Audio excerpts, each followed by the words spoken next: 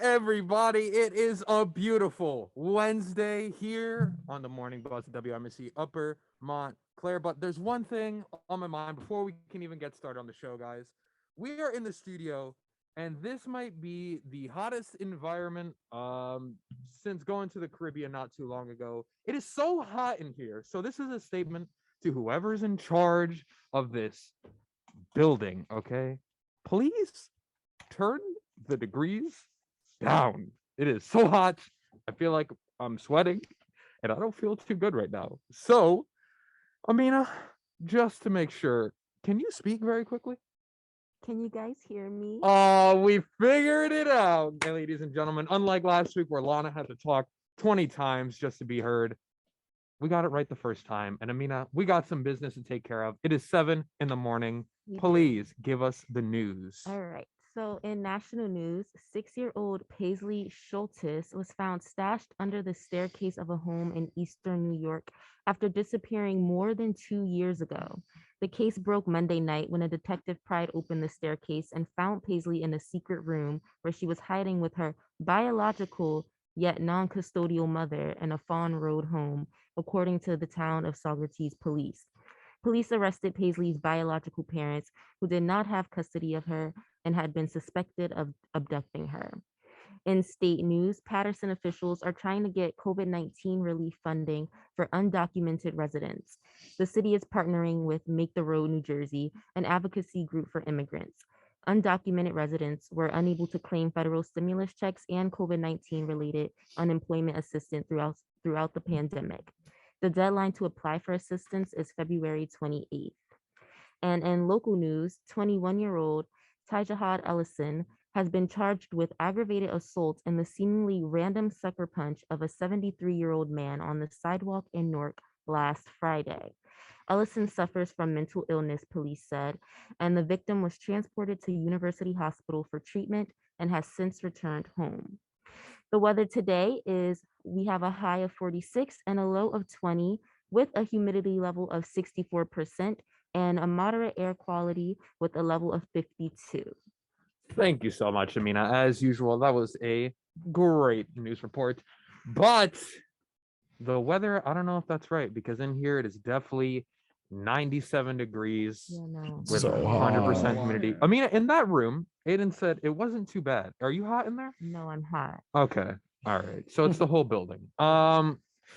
Listen, the sports world has been turned upside down. Things have been going everywhere. The big game is in the books. Anthony, what are we going to talk about for the next 4 months on the show if NFL's done? I got you, Isaiah. In sporting news, the Los Angeles District Attorney announced yesterday that former All-Pro running back Adrian Peterson will not be charged for domestic violence after he was arrested on Sunday at LAX. Peterson, who has a previous background to a domestic violence case back in 2014, shed some light on the situation by saying, quote, "We just had a disagreement. I know the headlines, domestic violence. You think I beat her up or something. It was nothing like that," end quote. Pittsburgh Penguins captain Sidney Crosby scored his 500th goal last night in a 5-4 Penguins win against the Philadelphia Flyers. Crosby joins Mario Lemieux as the only Penguin in the 500 goal club. The NFL announced the total viewership for the big game yesterday with an audience of 101.1 million viewers. This is the most viewed televised event in the last 5 years, and it was a 6% increase in viewership from last year's big game. The Minnesota Vikings announced that Kevin O'Connell is to be their new head coach going forward. O'Connell was previously an offensive coordinator under Sean McVay and the Rams for the Super Bowl champions before being hired. The Celtics took a huge blowout win against the 76ers last night, 135-87. Jaylen Brown finished with 29 points, and the C's held the NBA's leading scorer, Joel Embiid, to just 19 points. And the first seed Phoenix Suns held off the Clippers last night, 103-96. All-star Devin Booker had 26, and Chris Paul added 14 assists to beat the Kawhi and PG-less Clippers. And in Olympic news, the U.S. men's hockey team was bounced from contention yesterday after a heartbreaking 3-2 loss against Slovakia. That means another year gone by without a gold for the men's team, who haven't accomplished a feat since the Miracle on Ice back in 1980. But we are going to move on to our next story, and it's more controversy. So we will jump right into it as a huge settlement involving the families of Sandy Hook victims. The family of 9 victims of the Sandy Hook Elementary School shooting have agreed to a massive settlement. They have agreed to a $73 million settlement against Remington, who's the maker of the rifle used to kill 20 first graders and 6 educators in 2012.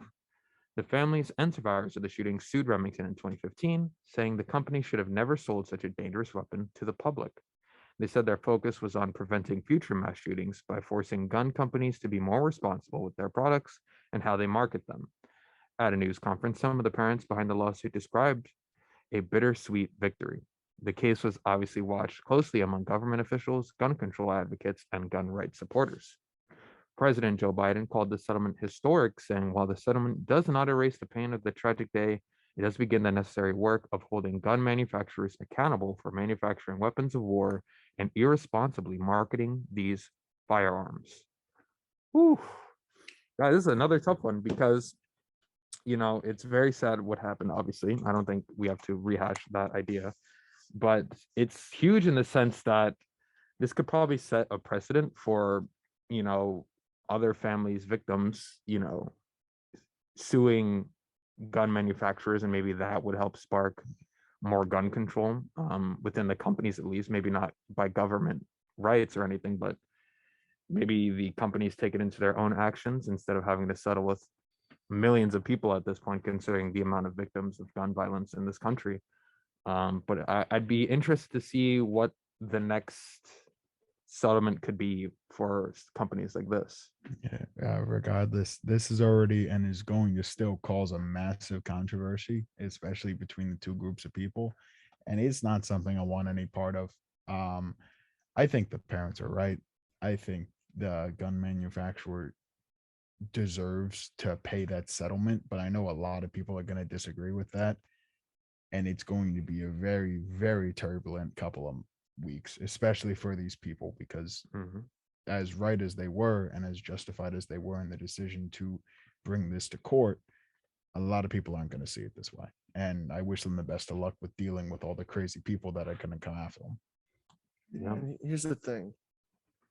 These parents just got a bunch of money just for this, which is all right, but that's not going to bring their kids back. They're still living life without the kids that they raised for 6 years. And now they gotta fight the good fight and try to make sure nobody else has to go through what they went through. And it's tough, but I think this is a good step in the right direction. Hold these people accountable for what's going on, and because God knows our government's not doing that right now. Our government's not holding the people accountable, so they have to take their measures in their own hands, and I think they've done it. It's a good first step. Um, you definitely got to look at other school shooting cases as well. Maybe you could start suing other companies as well, and then maybe that'll get them to start maybe looking at this sort of this issue in another way. Yeah, I sometimes I wonder, like, does this go on the gun manufacturer's conscience? Like, I made this weapon Mm-hmm. and it was used to kill a bunch of 6-year-old children. Wouldn't that hurt? I mean, it's the same concept with what we were talking about a little bit earlier, is that these people, especially people in high power, don't really care about the people under them. They're constantly looking for the next monetary gain or how they can maneuver their way into higher positions of power. So when they hear their stories, I imagine that most of them probably don't care. They probably don't even know that their weapon was probably used in this kind of event until suddenly they were getting sued.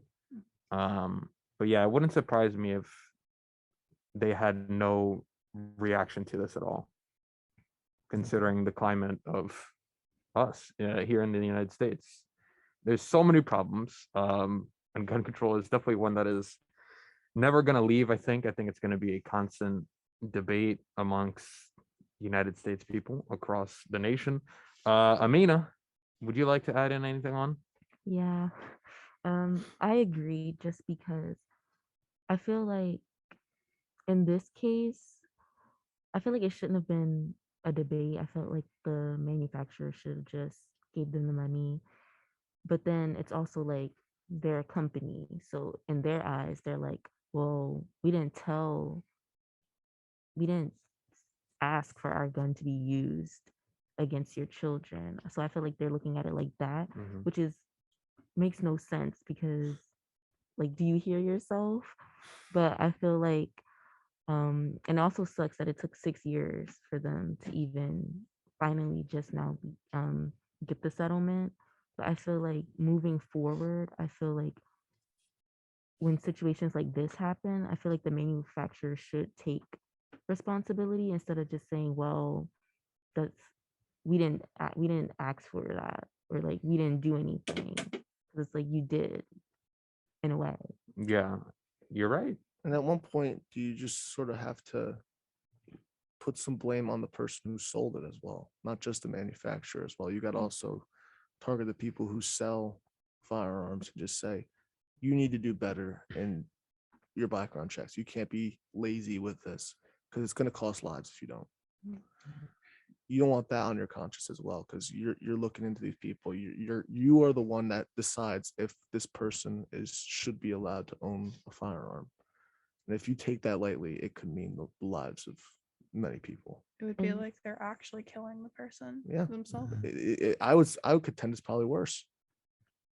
and I feel like that also brings up the discussion how those people that do have the right to own a weapon in their home, it's also like they should be more that adult should be more conscious of the other people in their house because in any situation it's like anybody can have access to it.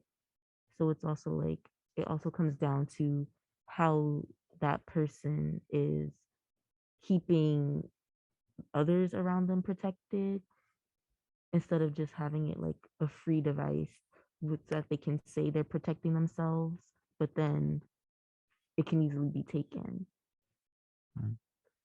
You know, once again, guys, we hope obviously this can set a precedent for future or past victims, and obviously they can help hold people more accountable in these situations. And we wish nothing but the best for the families here involved, and we hope that this somehow, brings some kind of victory for them over these terrible, terrible times.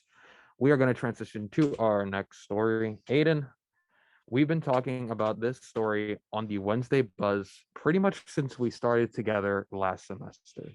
And it involves the Wall High School football, Friday Night Lights, all that stuff. I would love to bring you all on this upsetting little nostalgia trip. Let's not, that's a rough one. uh, this has actually been an absolutely awful story that I've personally been keeping up with because it's something that I've personally seen and it's very close to my hometown. But as some of you are aware, we've been monitoring it since last semester. And as information seemed to always come out on the Tuesday nights.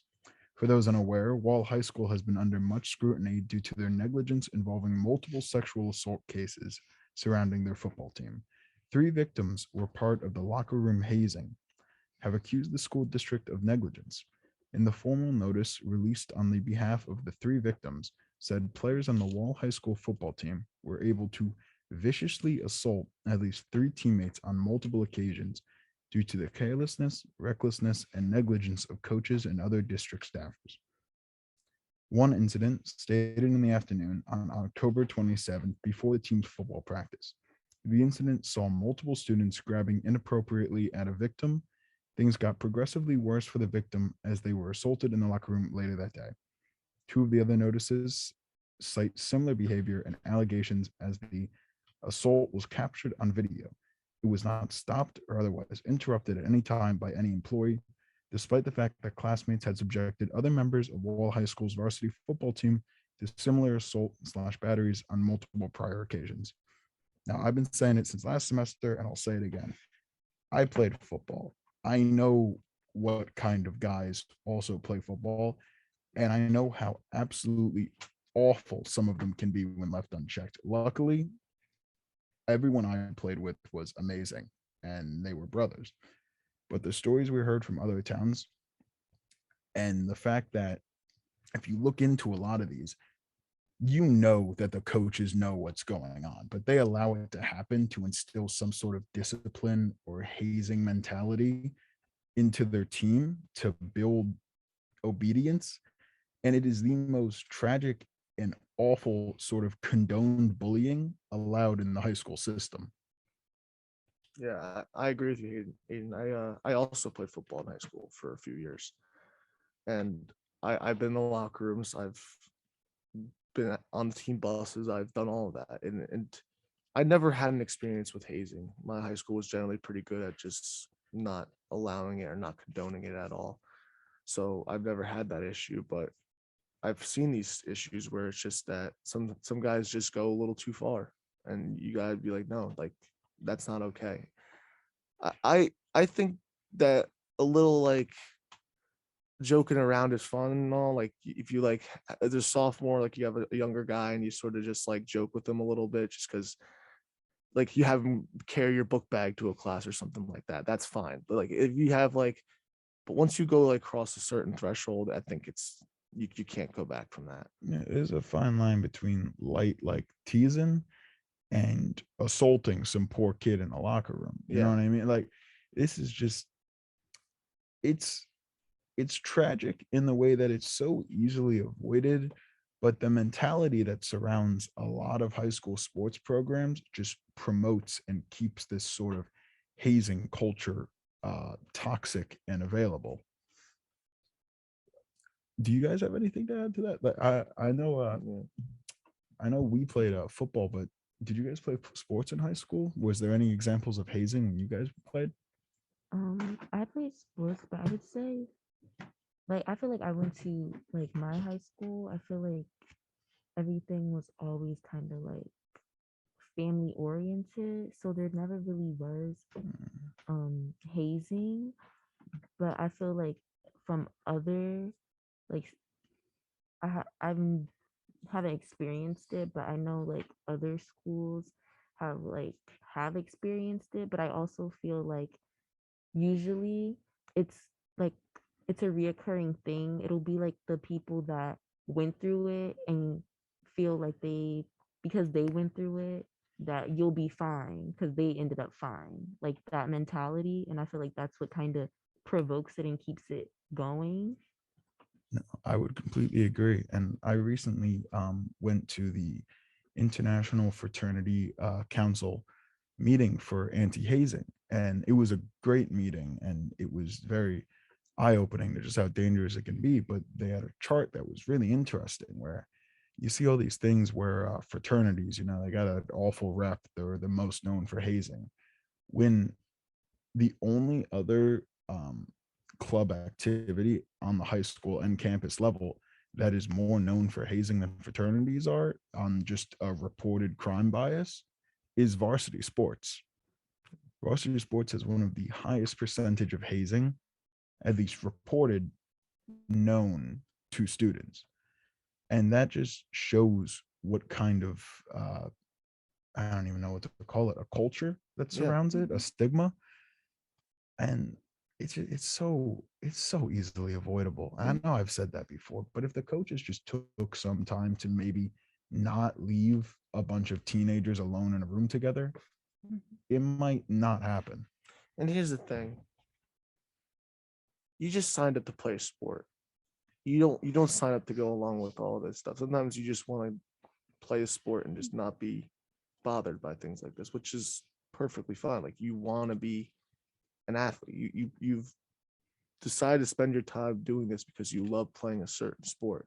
So when you hear stories of this as kids are just getting bullied or assaulted, you just gotta be like, they were just trying to do the one thing that they love and they just got sort of robbed from it. You know, here's the thing about this story. And Aiden, I like what you said, where it's we have to hold coaches and officials accountable in the locker room like that, and make sure they're obviously keeping an eye out on all these things that are going on with these students. But we also have to hold students accountable because you're telling me you see something like that going on where your teammate is being assaulted in a locker room and someone's recording it. and you guys just let it happen. I don't know. I mean, at the end of the day, it really comes down to how these kids are raised.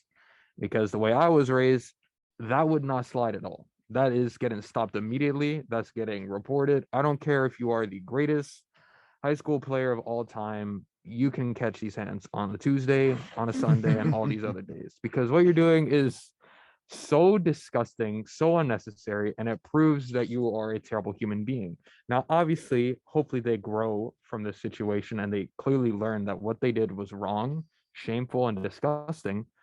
But at the end of the day, you guys have to speak up in these situations. You can't just let something happen, which is one of the most, you seem to notice this a lot in modern times, is because everyone just wants to record things and no one wants to do anything. Like if you see something, do something. Like I was listening to this podcast and they were talking about Asian hate in New York City, and this poor old woman is getting beat up on a subway. Three people are recording, and not a single person stopped an old woman from getting beat up. How does that happen? You're telling me we have all this people here. One person is just completely assaulting this old woman, and no one does anything. We're just gonna watch it happen. It's absurd and it's shameful to know that there's people like that, because you're just as bad as the people doing it if you're not going to do anything about it. Exactly. Mhm. The subway train is just completely despicable, and those were all adults. And I completely agree with you on the high school holding the kids accountable thing. And I have stepped in before when that kind of hazing goes too far. But if there's one thing I've noticed is that when that hazing culture takes over a team, it's less these students know it's wrong, and the students committing the actions are vile and absolutely despicable and probably have no chance for character growth considering what they were going to do once they hold a little bit of power over Yeah. people they view as below them. But the kids around them, they know nothing's going to change. They know the coaches aren't going to step in, and I know a lot of them are afraid that if they do step in, if they do speak up, then they're just going to be the next target of the hazing. Yeah. And that's the most tragic thing, because no one feels safe enough to step in because they know that nothing's going to change. The target will just switch to them. Hmm.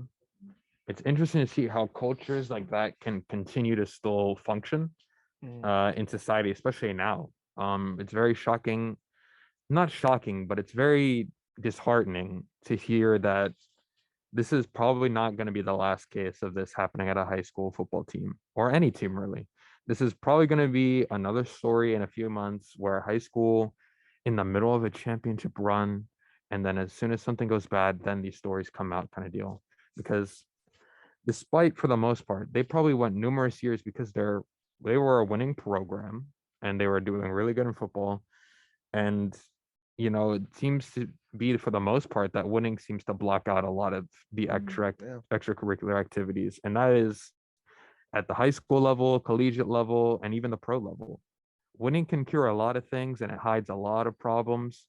So hopefully these kids obviously get the closure that they need from this situation and that they can move on.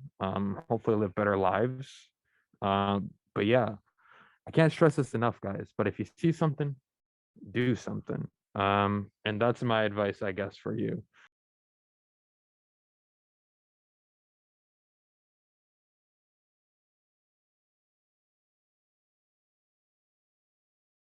Guys, we talked about what to watch for the week, but what can we watch in the future? Well, everyone's favorite fast rat boy that's blue, whatever you want to call him. Maybe he's a hedgehog. But this blue piece of garbage who has been competing with Mario in the Olympics for years, but now that really fast rat boy Sonic is getting even more movies. With the second Sonic movie slated for the spring release this year, and apparently even more content coming in the near future. The Sonic Cinematic Universe. Yes, the Sonic Cinematic Universe is getting a third movie and even a spin off show starring Knuckles. Paramount and Sega have started development on a third feature film installment to the franchise, while Sega and Paramount Plus, which is the worst streaming app I've ever seen in my life, are developing the first ever original live action Sonic series to launch in 2023. It will feature the character Knuckles, with Idris Elba returning to voice the role after it debuts in the new sequel movie April 8th. The announcement was made during Viacom's investor event where Brian Robbins, president and CEO of Paramount Pictures and Nickelodeon, chief content officer, so many names and titles that I mean I could list, but who honestly cares? He made the announcement there. Sonic the Hedgehog also broke multiple box office records, including becoming the domestic top grossing video game adaptation of all time. Just like Beyonce had the greatest music video of all time. When it hit the theaters in 2022, earning almost $320 million in a worldwide box office. The success gave Paramount another franchise to take its greedy hands into and make as many movies as possible. Guys, are we going to be running fast to the theaters on this one? I will leave now. Amina, your host. Goodbye. There ain't no way Sonic came out in 2022. There's no way. This movie, you're telling me all that like Sonic rebranding stuff? Yeah. happened This no way. Yeah, apparently. Hold on, let me double check, but I mean, I feel like the pandemic felt, well, still is, but it felt very, very long. It did. I can't believe. Guys, was like don't worry. 4 We're just years going on a put into 2-week one. spring break. We'll be okay. Oh no, okay. It didn't come out in 2021. 2020. It came out. I was gonna cry. But it actually came out in the beginning of the year in 2020. So Okay. it's pretty much been a full 2 years. So you're not going crazy. My Aiden. time scheme is not completely skewed. Is it yet. is it crazy to think that the pandemic started right around the Sonic movie started? Oh, Conspiracy? you're onto I'm a something. conspiracy theorist right now. I think you might be onto something. Is Sonic single-handedly responsible for pandemic. creating COVID-19? Sonic God. You can wired from catch the this studio. discussion available on the Joe Rogan Experience on Spotify. Oh, You still in the news, right? But yeah, guys, this is certainly interesting. But have you seen the first Sonic movie at all? I yeah, it was did. good. You did, Amina? I never saw Yes. it. Amina, was it good? So like I vaguely remember what the whole point Oh. was, but Mm. it's good for a child, I guess. Oh, that's fair. Like it wasn't. I wouldn't want to watch the second one. Oh wow. So it really wasn't that good then. Like if it was on TV, I'd watch it, and I think that's what happened the Mm. first time. That's fair. I just feel that Sonic is just a weird character to make a cinematic universe around. Yeah. Sonic But Yeah, they all got the characters Knuckles you pick and Sonic? Tails. Yeah, Like- and I'm gonna stand by what I said earlier when we were on break. I think Sonic really should just stay in animation. I really don't think live action really works for Sonic. Yeah, kind of weird. Yeah. Sonic deserves live action, Lana. Okay, he's worked his tail off for all these years. He's gotten thousands of steps in. I think he's deserved his rightful spot as a live action character. Aiden, are you excited for Sonic? Totally clocked out thinking of Idris Elba playing a Sonic's character. Anyway, I'm very excited. I saw the first one, wasn't that bad. I want to see the second one purely because I think it'll be really funny, and I really like seeing Jim Carrey in anything he does. And he's playing Eggman in this one, and I think Eggboy. he's a magnificent actor. So Hmm. I'm probably gonna see it. Okay, that's fair. I haven't seen the first one. I'm interested in it. It reminds me of the same kind of style that Detective Pikachu was done, I guess. And Detective Pikachu was actually, I thought, a pretty good movie for the most part. Probably not something like I would watch more than 1.5 times, the amount of times I did, but it was still like a fun movie. So yeah, I imagine Sonic is probably on the same category where you probably watch it once, enjoy it for a little bit, and then probably never remember it afterwards. That seems Pretty valid. much. Yeah. Amina, what is the most recent Hallmark movie you've seen? Oh, actually, I just was watching it, Valentine's Day. I think it was like, I don't know what it was called, but they were on the farm and, Star Trek Wow. lover. It's so bad that she doesn't even know the name of the For movie. real.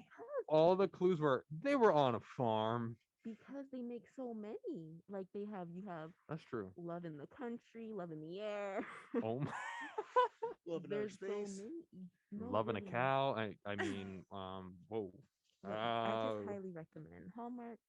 I should be in like all their movies at this point moving forward. You want to star in a movie? I mean, at this, they reuse actors and Yeah, actresses yes. so much, and Like- it's like, oh great, like Lacey Chambers in every Oh single my, one. you're name dropping Hallmark actors right Yes. now. Isn't like Candace Cameron Bure in a lot of them Yes, too? she What has is her- going she has on a right series now? on there. It's on. I think it's on Hallmark Mysteries. Mm. Hallmark. I'm sorry, what? Mysteries? Yeah. DJ Tanner is a Hallmark DJ. Club. Hallmark Good Club. lord. What is Hallmark is an interesting place, but But it's good stuff. I remember watching a yeah. Hallmark movie around the Christmas time. Like my mom was watching, I just walked in. Ugh. It was such like a weird movie because nothing was happening in the Mhm. entire movie. It was just people just going around doing things for like an hour and a half, and then the movie ended. I was like, "What was the plot? Nothing happened in the Some are movie. better than others. There's no plot. Like people just walking around for an hour and a half, just doing things." And I was just like, Yeah. "There was no point to that movie. Why did I just watch?" I have a question for you guys. Have you seen the Sci-Fi Channel before? Yeah. Yes. Yeah. Have you seen their movies before? Yeah. Yes. No. That is okay, maybe not exactly the same, but for the most part, I think they are very similar in everything that they do compared to each other. Yeah. Take Yeah. that as you will, because I've enjoyed many sci-fi movies. Are they good? Absolutely not. And I feel like maybe Hallmark is on the same level. Wait, is Sci-Fi in charge of like Sharknado? Yeah. Yeah. Those are Meg Ryan. hilarious.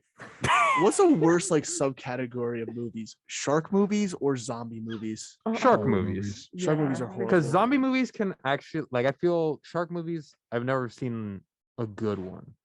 But zombie movies, I've seen many good zombie movies. Jaws was a pretty good Oh, shark yeah, movie. Jaws. Jaws was the only Yeah. decent. The Meg. Jaws. Why did they need The multiple? The Meg wasn't Jaws? bad. The Meg was enjoyable, which was weird. Meg from Family Guy? No, the No, I'm Meg- kidding. The Meg was free. the movie. Moving on. We gonna talk some Oh wait, hold on. I can't transition yet. And we're back, guys. A Spider-Man continues to swing his web. Spider-Man No Way Home has officially rubbed dirt in the eyes of director James Cameron's 2009 blockbuster Avatar to become the third highest grossing domestic release in history. Spider-Man No Way Home collected the remaining $1 million this week to overtake Avatar and its massive $760.5 million at the North American box office to fourth place in the record books. Sony's latest Spidey adventure is the culmination of Tom Holland's web-slinging trilogy and has grossed a stunning $760.9 million at the domestic box office since launching exclusively in theaters in December. Those ticket sales are 3 times as much as the next highest grossing movie of the pandemic era, which was Disney's and Marvel's Shang-Chi and the Legend of the Ten Rings with $224 million. It would require a small additional $100 million in domestic tickets to catch Avengers Endgame, which grossed over $558 million and is number 2. But number 1 is surprisingly Star Wars The Force Awakens with $936 million in first place. Guys, I don't know about that. Spooderman, Dirt, Eyes. What other catchphrases? Door. Great power, great responsibility. The lasagna's on the table. Hey, Trash, bro. You want forgiveness? Get religion. That's there it is. beautiful. But yeah, guys. Are you still feeling Spider-Man right now? Is the excitement for you done? No. I still Um, genuinely enjoy it. I get happy thinking about it. It's Okay. a good experience. I'm just hoping for Amazing Spider-Man 3 at this point. That's And what everyone's Garfield. talking about. Garfield needs his third movie. He needs a good script. Does he need a third movie? Yeah, Does he's he? such a good actor. The films let him down. I Yeah. mean, The stories were bad. he kind of Yeah. let down Gwen Stacy when you think about it. Oh, yeah. But Yikes. Putting my T's resignation in. T's and P's to Gwen Stacy and that character. She did. But guys, yeah, he was able to redeem himself. yeah, I Yeah. mean, he was.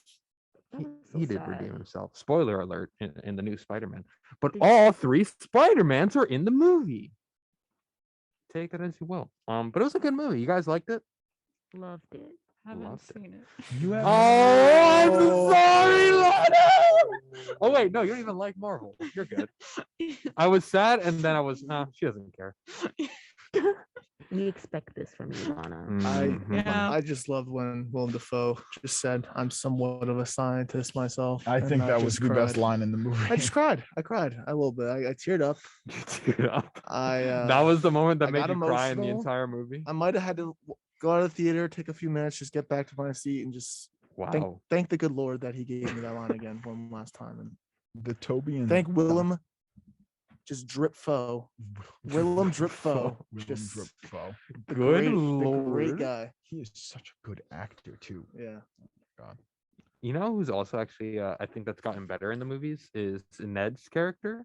I thought he wasn't really a great actor in the first movie, but now I feel like he's actually shown improvement, I guess. Over, maybe he's taken classes. I don't know, but I feel like his performance was more believable in this movie, and I think it's definitely been his best performance as an actor, at least for these. I don't know what other work he does, but definitely agree. cool.